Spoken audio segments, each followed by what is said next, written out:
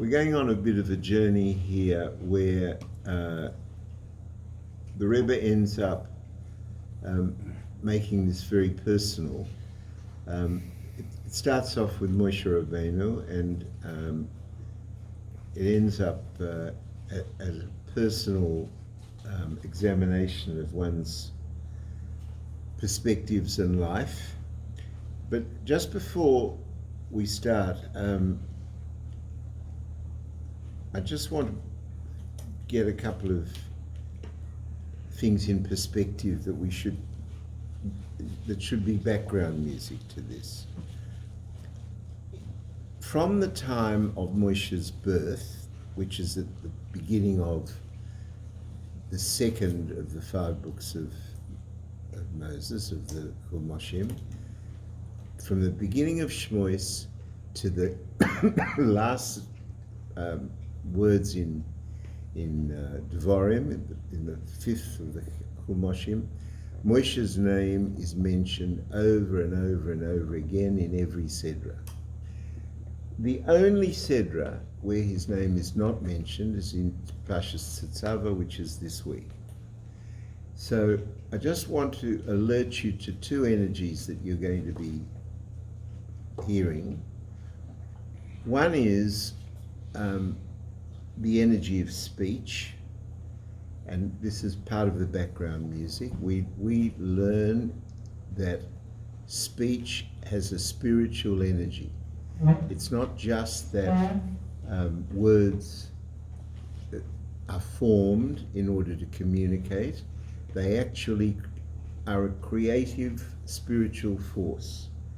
And everybody, we've been through this. We've had shiurim on Lashon Hara and why it's no good. But the thing to remember is that you can, and I can, create with speech and destroy with speech. Speech is a spiritual energy. It's maybe not measurable scientifically, but it's certainly a spiritual energy. The second thing that I want to remind you all of is that we believe in Ashkaka Pratis. We believe in divine providence. So isn't it amazing that if in this week's Sedra there is the only Sedra where Moshe Rabbeinu's name is not mentioned even once? Today is the 4th, now it's the 5th, now it's the 5th because it's night. On Zion Adar, on the 7th of Adar, that's the date of Moshe Rabbeinu's birth and death. So his birth and death fall out in this week's Sedra, and his name is not mentioned in this week's Sedra as opposed to every other Sedra. So you can look at it in all sorts of ways. The untrained eye and the untrained ear will say, well, it's a coincidence. And people who learn more will say, well, they get it because it's such Pratis and there's no such thing as coincidences, but really, so what? So we're going to learn a sikha from volume 21 of Likkutei Sikhos. It's the first one on TETZAVEH, and the Rebbe explores both of these things, and also explores the perspectives that we need in relation to Moshe Rabbeinu, because ultimately you have to know that you have a Moshe Rabbeinu level to your neshama. So we're really exploring something which ultimately is part of ourselves. So, l'chaim. So let me do the simple stuff first. The Sedra, all these Sedarim from last week, there are 5 to the end of Parshat, the end of the Chumash Shmois, and they're all about the Mishkan, building the Mishkan, the Kalim for the Mishkan, the temple, the sanctuary. That's the better word. Excuse me, I got a bad cough. And as I said last week, I think, or probably the year before or the year before that or whatever, that it sounds as though it's boring building plans, but you should know that some of the deepest Kabbalah and secrets of Torah contained in all of this, and we might visit one or two of them tonight. But so this week's Sedra is basically about the clothing of the Kohanim, the installation of the Kohanim as a in terms of what their job is, and it finishes with the construction of the Mizbeach, of the altar. And in all of this, and I'd like you to understand this distinction before we start. The Kohanim, led by Moshe's brother, Aaron, are rabbis. They are priests. They are responsible for aiding Am Yisrael's duties to their God. That's what they do. Moshe Rabbeinu, as his name implies, Rabbeinu, is a teacher. He was a teacher of Am Yisrael. What was he teaching? He taught Am Yisrael Torah, the Torah that he heard from Hashem in the 40 days and 40 nights when he went up 3 times to the Har Sinai.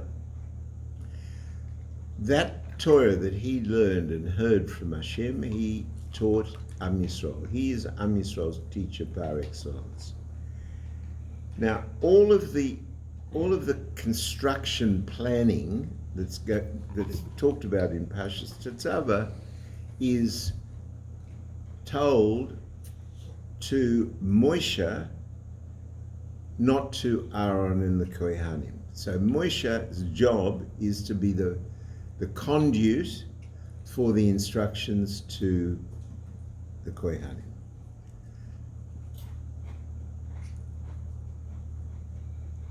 Now, we have a apparently mad piece of Torah. The story is, everybody knows, Moshe's on Har Sinai, gets the Luchos, gets the tablets, the 10 commandments, and he's about to come down, or he's coming down, and Hashem says, go down. We'll come to that in a minute, because the people have gone mad. They've built a golden cow, and they want to bring offerings to the golden cow, and Hashem is very angry with Am Yisrael, to the point that he tells Moshe that he's going to wipe them out and start his Torah again through Moshe Rabbeinu and his offspring. And Moshe Rabbeinu wants to do a deal with God. He says, we've got to negotiate. This doesn't suit me.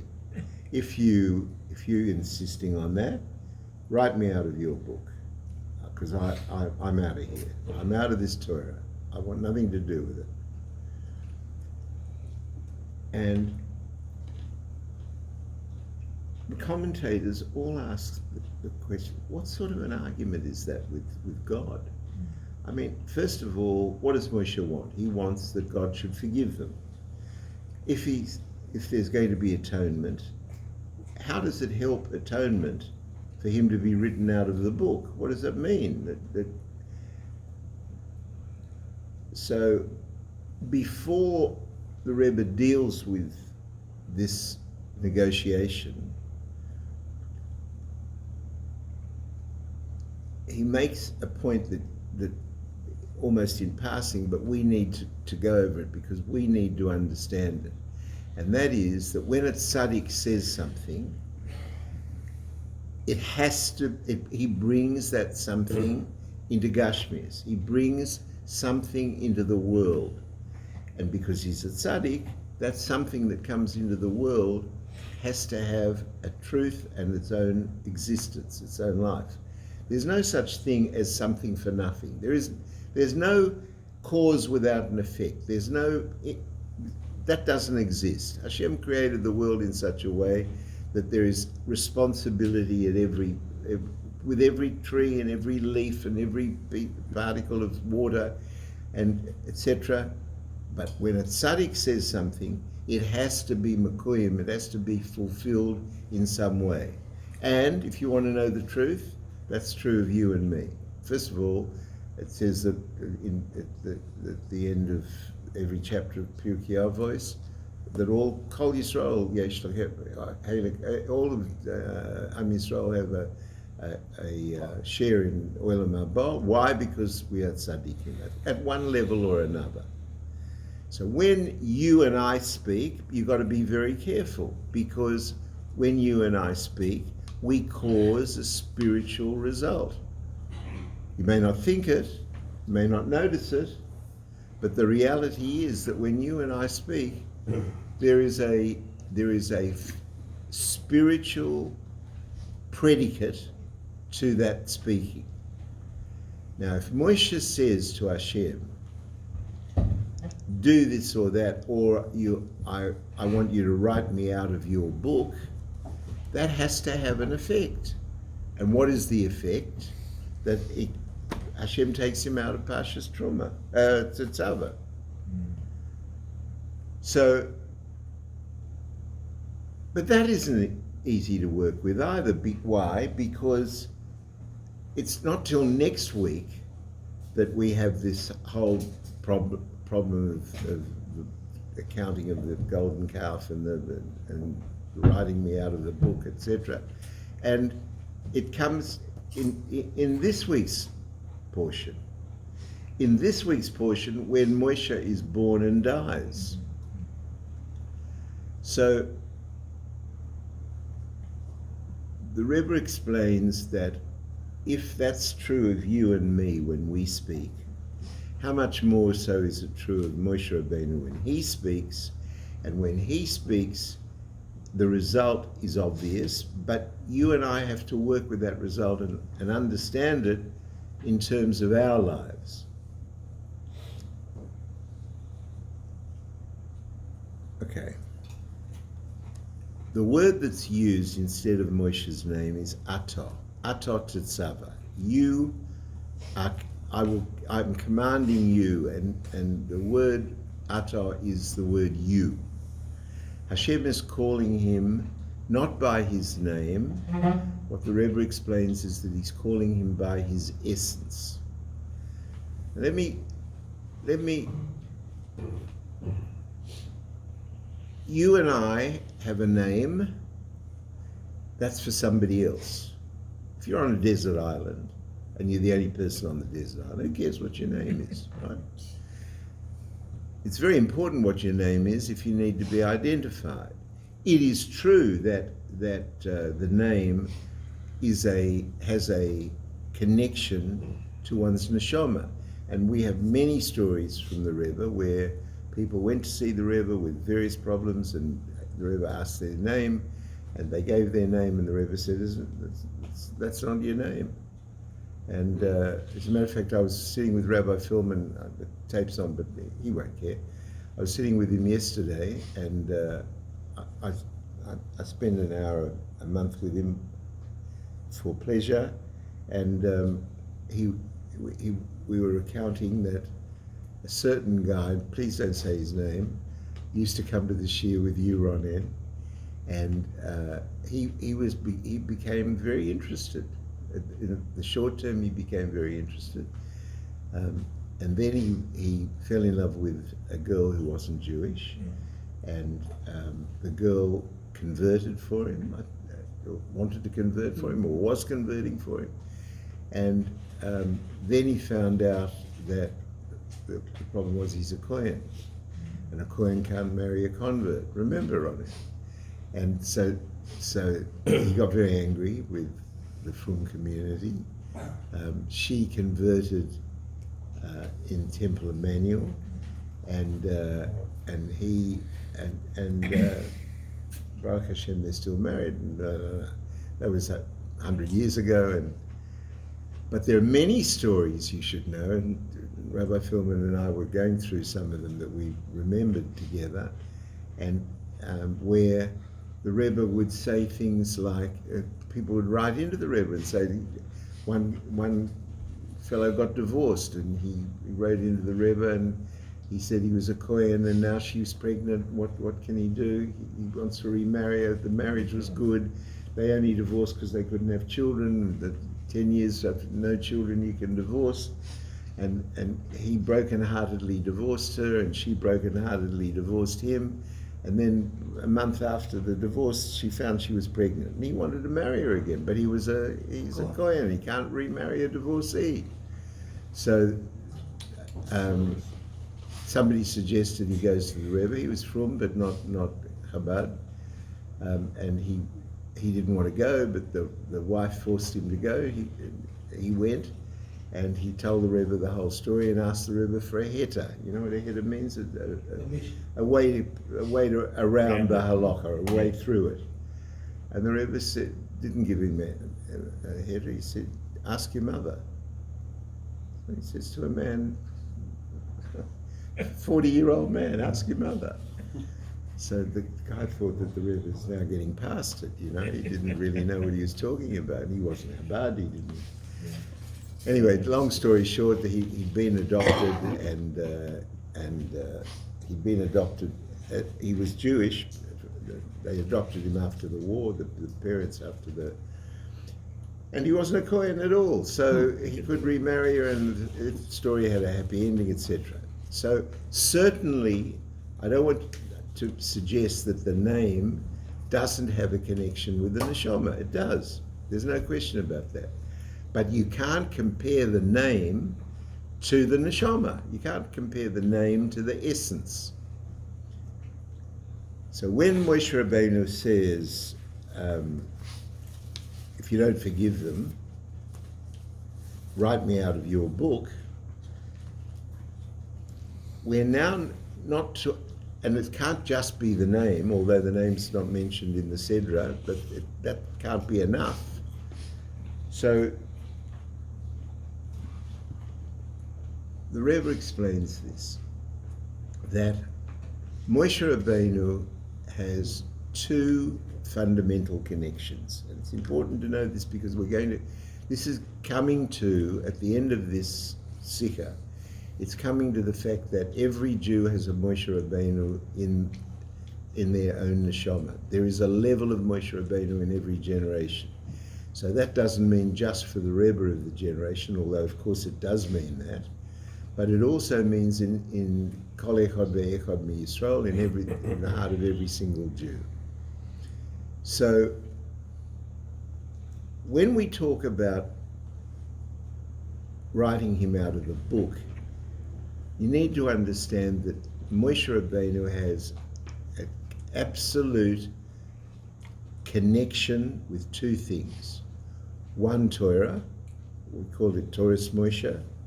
We call God's Torah by Moshe's name. Moshe was the author, at least by hand, of what Hashem's wisdom was imparted to him. And he wrote it down, so it's Torah's Moshe. His connection with Torah is complete and absolute. But he also has, is explained everywhere in Kabbalah and Hasidus, an absolute entire unity connection with Am Yisrael. Am Yisrael and Moshe Rabbeinu is a unity, a complete and absolute unity, and it's a soul unity. And because it's a soul unity, it trumps even his knowledge of Torah. Let me give you an example so that we can work with something physical and obvious. Probably a bit of a childish example, but it'll work. You have a couple like any of us sitting around the table who's married and children. That's long ago for me. We've got grandchildren, but I watch my children run their homes. So you have a couple, you have some children, and that couple is running the home with the children. So if they're normal people, there are some rules to that house. You know, the kids have got to come home at a certain time, get up at a certain time, do their homework. If you lived in my house, I had to put out the garbage, I had to clean my father's car. People have their jobs, people have their chores and obligations and their disciplines. So what happens if you have a kid who won't do any of those things? He's diagnosed with ADHD. They didn't have that in my day, but all these A, B, C, D, and ADHD, and the poor kid is a troublemaker, and he can't keep any rules, and he's a rebel, and he's a nuisance, and he's wrecking the house. He's slowly but surely wrecking the house, and the parents get very worried. Why? Because he's got brothers and sisters, and this kid is making a mockery out of their rules, and he's a very bad example to the other kids. So the parents it gets worse and worse until finally, with a broken heart, they decide he's got to go. He's 20 years old. He's never done a day's work in his life, but they're going to throw him out of the house, and they throw him out of the house, right? And they're broken-hearted. The kid is broken-hearted. Everybody's upset. He can't keep the rules. He can't stay in the house. You want to keep the rules, you're welcome back, right? But he doesn't. So he doesn't come back. But 2 days later, they get a phone call from the hospital. He's been run over. Now, from that moment, they drop everything. They run to the hospital. They sit next to the bed. They're saying Tehillim. They're crying. They're broken-hearted. They're praying to Hashem to save this kid. Is there any issue at the moment about the rules of the house? What time he went to bed, whether he made his bed, whether he put out the garbage? That's gone. We're talking essence to essence. It's the essence of the parents to the essence of their child. The essence of a parent to the essence of their child beats any rules. It's got nothing to do with rules. It's over and above the rules. So when Moshe Rabbeinu says to Hashem, write me out of the Torah, write me out of the rule book, he's saying, we're not going to deal at that level anymore. This is bigger than the rules. According to the rules, you should punish Am Yisrael. I get it. According to the rules, I get it that you want to start again through me, but that's no good because I am not going to be available because my essence is with my children, with Am Yisrael. And if you do that to them, you're absolutely destroying me. There's no issue of starting again through me because there's no me. You take my children and kill my children, there's no me. And Hashem bought that. He bought that in the negotiation. He bought that absolutely with a big smile. And the Rebbe, he doesn't really say it so boldly, but it's obvious from the Rebbe's tone and his way of explaining that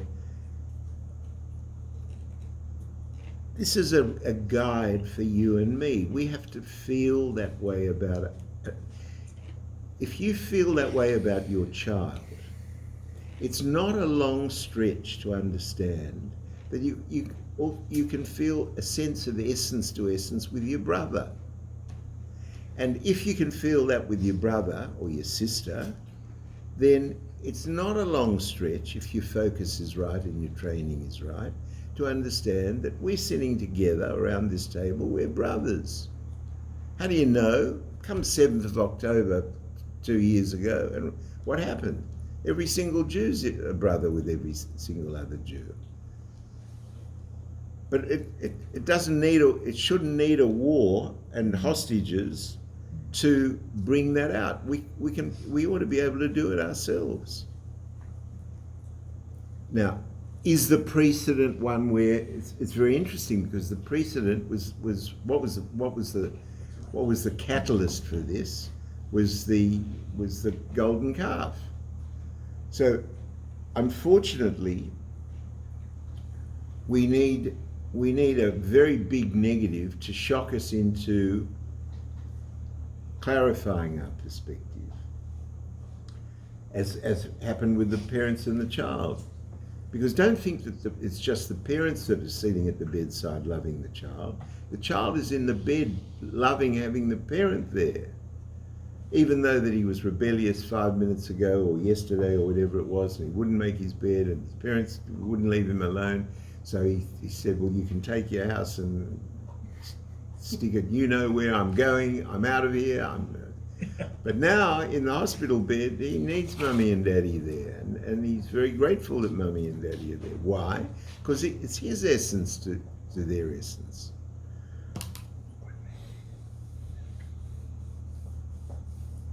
So Moshe Rabbeinu's connection with Am Yisrael is greater, if possible, to understand that, than his connection to the rule book. The rule book is the Torah. It is his Torah. It's Torah's Moshe. It's an integral part of his existence, but it isn't the same thing as his essence being connected and interdependent with the rest of Am Yisrael's essence. And he says, I'm prepared to give away my connection to Torah, to the rule book. Take me out of the rule book. He's not saying, let's leave it there. He's saying, take me out of the rule book and let's just talk essence to essence. Essence to essence, you've got to forgive them. Because because you, Hashem, me, Moshe Rabbeinu, and Am Yisrael are all one thing.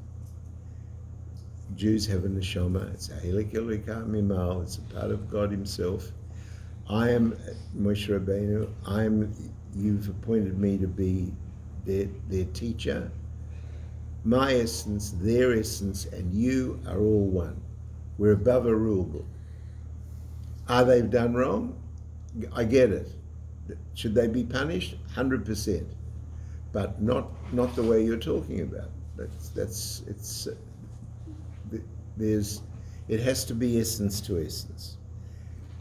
I'll give away my connection to Torah, says Moshe Rabbeinu, in return for you recognizing my connection with Am Yisrael, which is an essence to essence connection.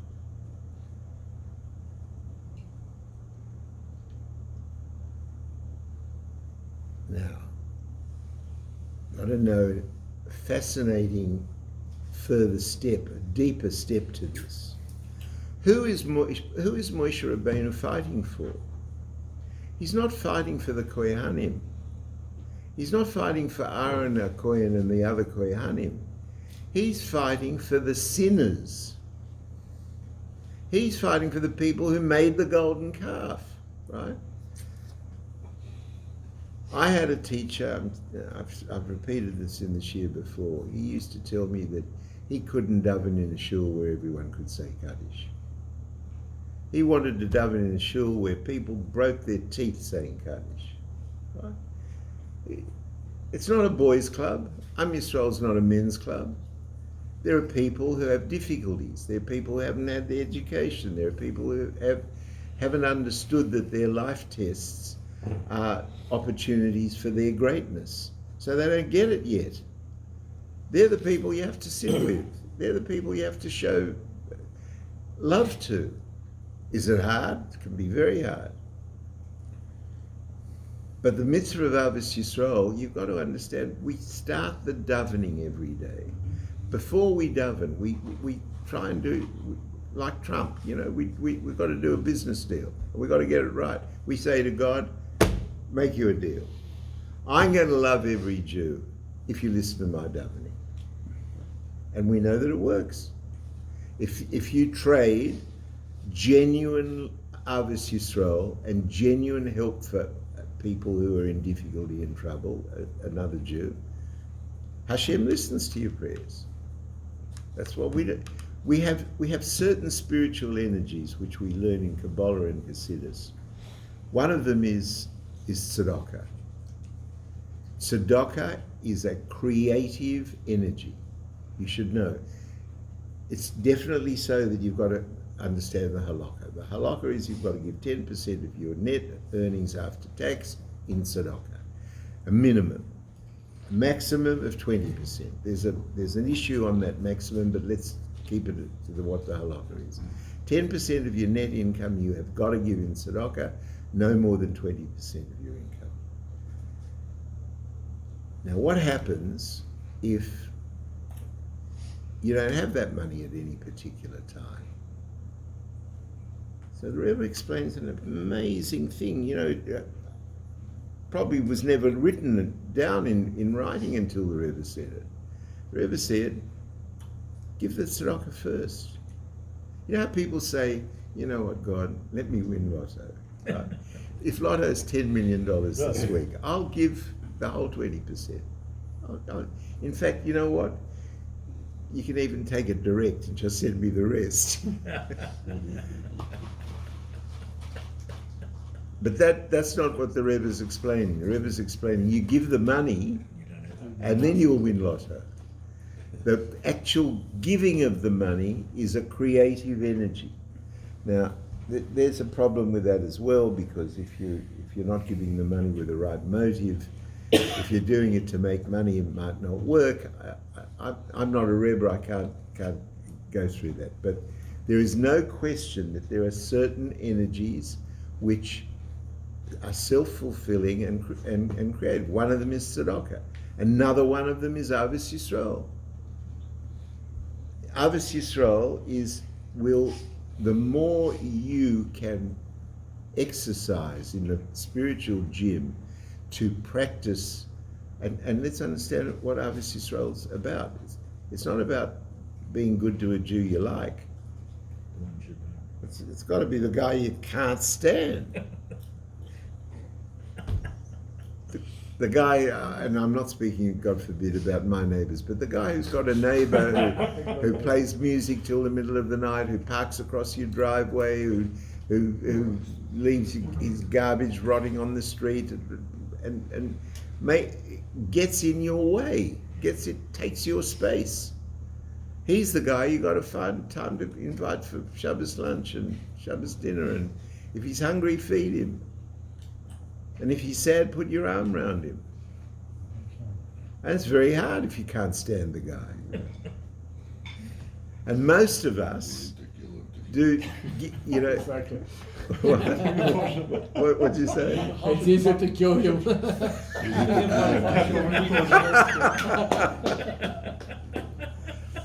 Okay.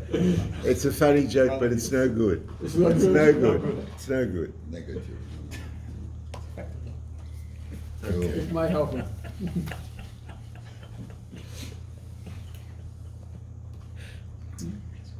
So, now fascinatingly, all these instructions for the clothing of the Kohanim and the procedures of the Kohanim and the building of the Mizbeach. Let me tell you something fascinating about the Mizbeach. The Mizbeach was where they prepared the Ketores. The Ketores is incense. So they prepared the Ketores were used especially on Yom Kippur. It was made up of 11 spices, one of which stank, had a rotten smell. Which one is that? It's called Helbenot. And it had a rotten, bad smell.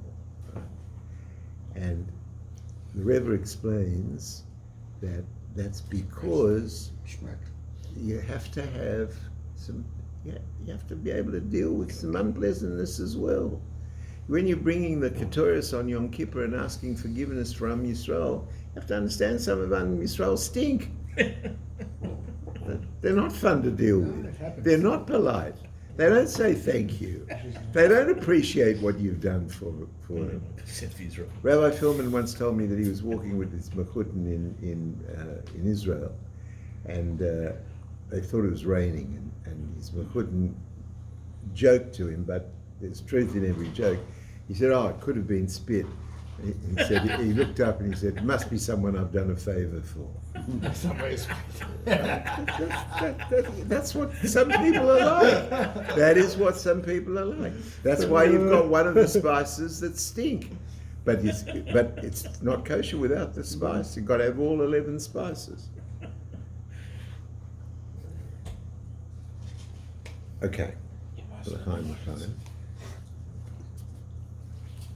Yes. All right. Now, I'm going to go deeper.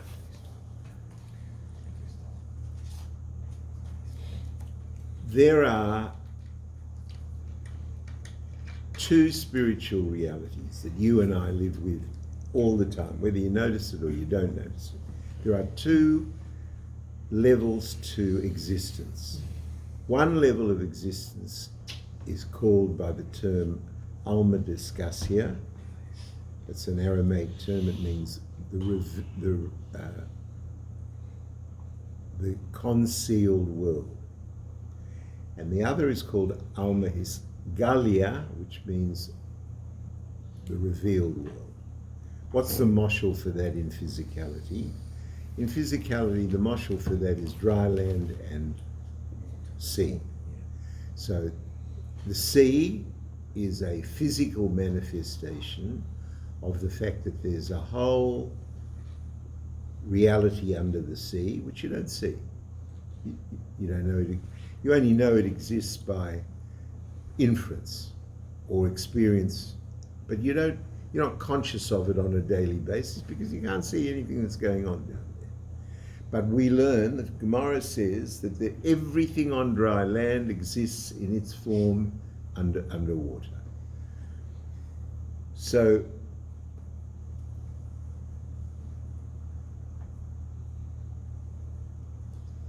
and by the way, when we learned about Kriyas Yamsuf some weeks ago, that's exactly what happened. Why did the sea split? That's all deep Kabbalistic code for the fact that Alma Disgalia was revealed out of Alma Discassia, that the hidden world was peeled back or parted by Hashem to reveal an obvious sighting of godliness. God is in the concealed, is more hidden in the concealed world than he is in the revealed world, but he's hidden in both. Now, Moshe's name, which is not mentioned in this week's Sidra even once, comes from the Hebrew term of Moshe was named by the non-Jewish princess, daughter of Pharaoh, and his name is from drawing him from the water. That's what his name means. He was drawn from the water.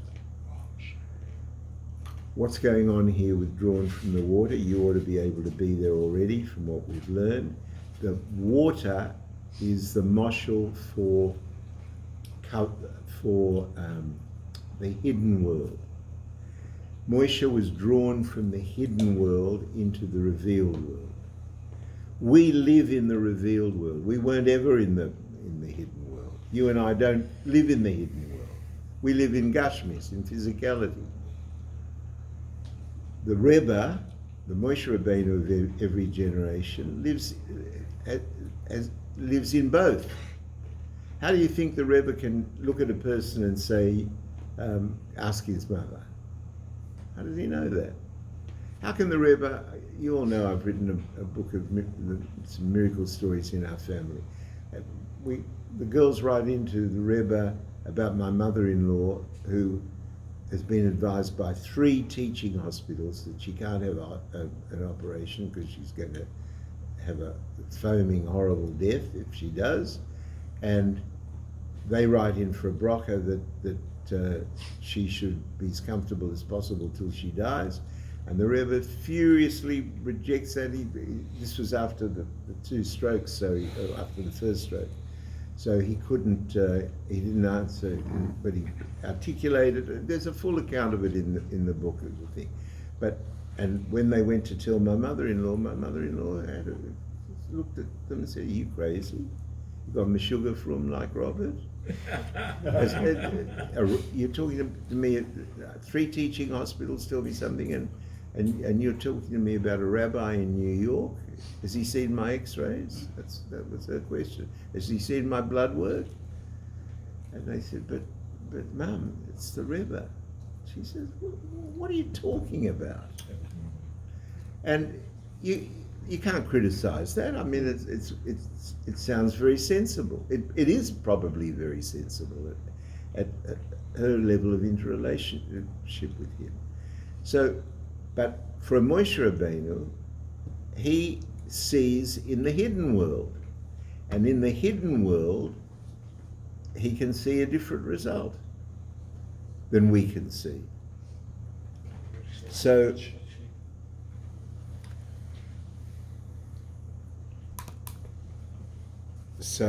now, I'll tell you another fascinating thing. Moshe Rabbeinu couldn't talk. You know that. He was what's called covered pair. He had a stammer, but it wasn't just a stammer. He had a speech impediment. He had a proper speech impediment, right? Why did he have a speech impediment? We learned it earlier on that speech carries with it its own energy, its own physical energy. He didn't have physical energy. He had spiritual energy. So that the speaking was no use to him. His method of dealing with Hashem was, and bringing that which was from the concealed world into the revealed world, didn't need speech for that. That's why he had the speech impediment. Now, the Alter Rebbe in Tanya, but before we go there, the Gemara says that Torah is nitzchis, Torah is eternal. It applies to each and every Jew in every generation.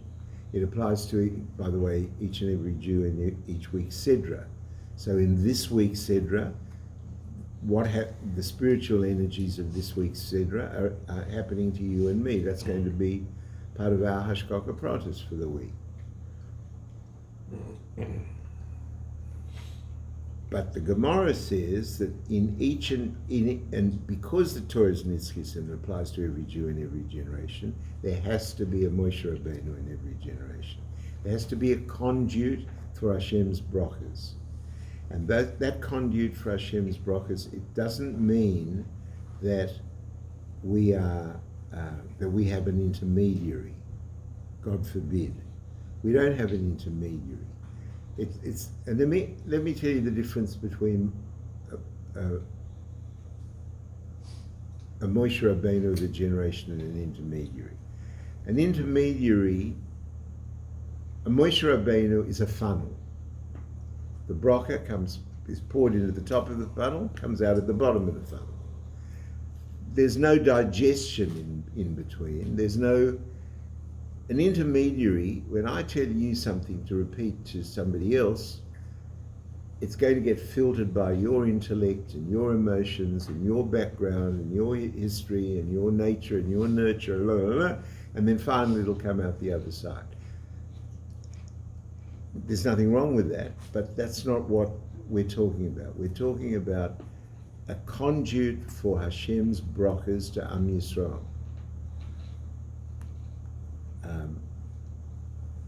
I've told this story before. If anybody wants to check it, you can check it with Rabbi Perlov. Rabbi Perlov once told me that his wife's mother, her name is Rebbetzin Goldman, she was a teacher in a girls' high school in Crown Heights, in Brooklyn, not in Crown Heights.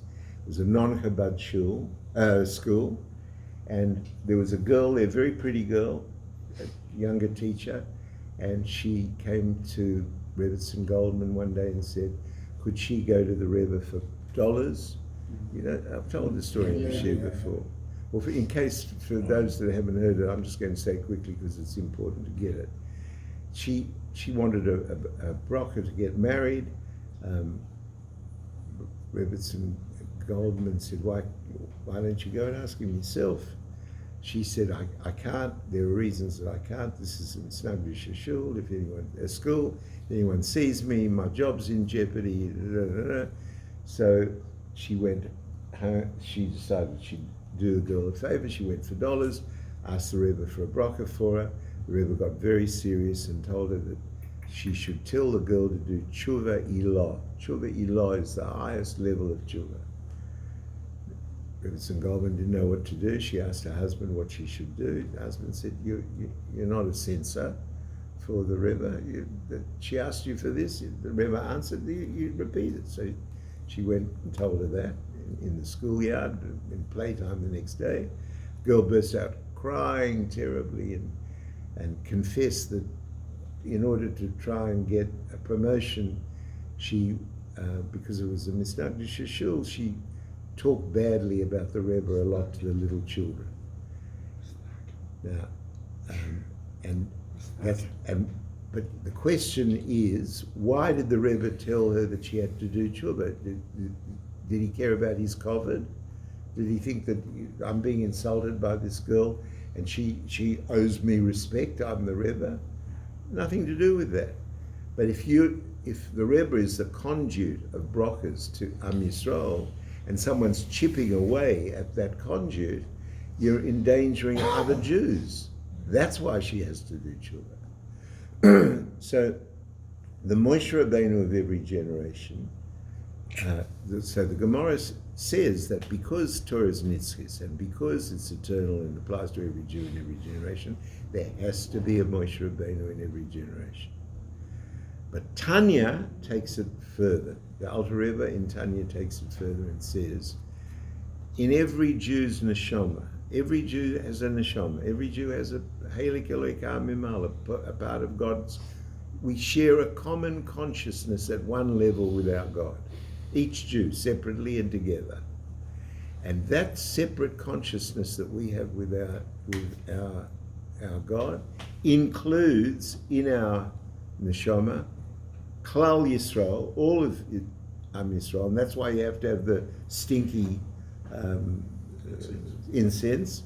But it also includes a Moshe Rabbeinu. We also have in each and every one of us a Moshe Rabbeinu, and it's a fascinating thing of how you view your life. You know, if without learning Chabad Hasidus, it's very, we live 60, 70, 120 years. We don't get born with a rule book. We don't get born with a GPS system. We don't get born knowing what's going to happen tomorrow. We haven't got a clue what's going to happen tomorrow. We don't know what we're really supposed to be doing in life. We didn't come with anybody explaining to us what our life purpose is. And most people go through life just bumping into doors. That's what happens. But if you learn Chabad Hasidus and you learn that you have this level of your consciousness, this level of your neshama, which has to include some stinky parts and has to include an ability to love your brothers and your sisters like you love yourself at some level or another. What does that mean, like you love yourself? When you do something wrong, you make excuses for yourself. So when your friend does something wrong, you have to make excuses for him. Same. And what if he's not your friend? What if he's your enemy? Enemy's a matter of perspective. Everybody has a different self-interest. There's a guy who lives a couple of doors up the street, Mendel Monk. He's not in Australia at the moment. He once told me 100 years ago, pulled me over and he said, Robert, I want to tell you, in the horse race of life, back self-interest every time. Now, I don't know where that came from. It's not a piece of Gemara, I promise you. But it's true. It is true. And the reality is that we all have our conflicting self-interests and still we have an obligation to include all the spices together, and that's where our brachas come from. Our brachas come from Ahavas Yisrael, and our brachas and that's what Moshe Rabbeinu was. That was his deal with God. He was negotiating and saying, You can take me out of your Torah, you can take me out of your rule book, but essence to essence, I'm a Yid and they're Yidden, and you can't interfere with that. And Hashem brought that. Which means that you and I, if you want real fulfillment, you have to retool your perspective to fit in with this outlook. That it's and as the Rebbe finishes this sikha, that everybody's going to have their different tests, and everybody's going to have, but everybody is equipped, especially to deal with those tests on an individual level. But collectively, Am Yisrael has the job of making a dira b'tachtonim, of making a dwelling place in the lowest possible world. And the only way you can get there to that, and ultimately Mashiach, is through shalom, and through mutual kindness and mutual help. And that's the sikas. So l'chaim. What if you know someone who's a murderer and he goes to jail? Should you visit him in jail? In our problems in the shul, the first